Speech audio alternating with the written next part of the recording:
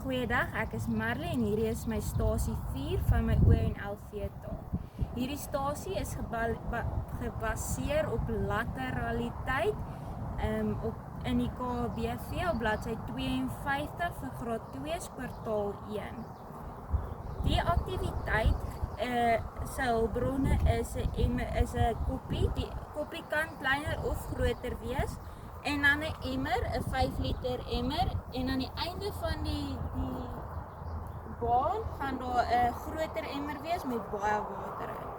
Soos julle kan sien, het ons hierdie emmertjies gemerk na die koppie se patroon by die emmer se patroon pas. Vir hulpmiddels het ons ook die flitskaartjie.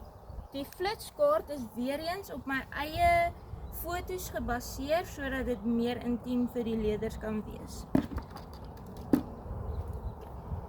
Die doel van hierdie aktiwiteit is dat die leerders met hulle nie dominante hande water gaan skep by die emmer in 'n koördinasie gebruik om by hulle betrokke emmer te kan kom, die water uit te gooi met hulle nie dominante hand en dan weer die proses herhaal tot die einde van die aktiwiteit.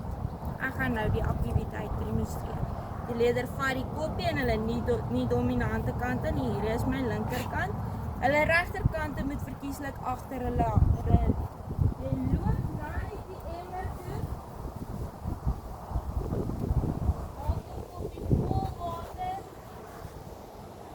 Dan kan die leerders, as dit vir hulle te maklik is, die koppie so in hulle hande sit, terugloop na hulle emmers toe sonder om in maatjies hierso te staan, die water in hulle emmers te gooi en dan die proses te herhaal tot na die aktiwiteit verby is.